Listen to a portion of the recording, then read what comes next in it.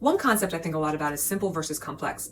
Put another way, is it more likely that one thing went wrong or that multiple things went wrong at one time?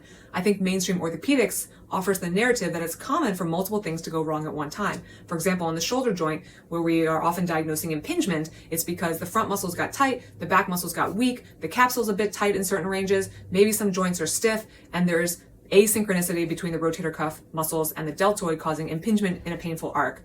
And when I encounter patients with lots of signs and symptoms around the shoulder, I'm usually finding there's one root cause.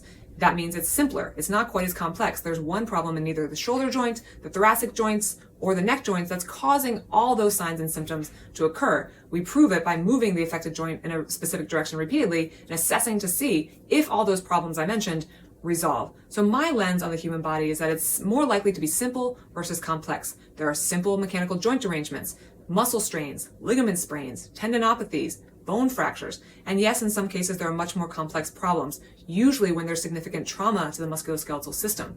But when I approach a patient, I'm thinking that there's usually one thing first, or one thing primarily, that's causing all these signs and symptoms. We don't want to just name the signs and symptoms and go after them. We want to try to find the one thing that's causing them and go after that, because that will provide better patient outcomes in the short term and the long term.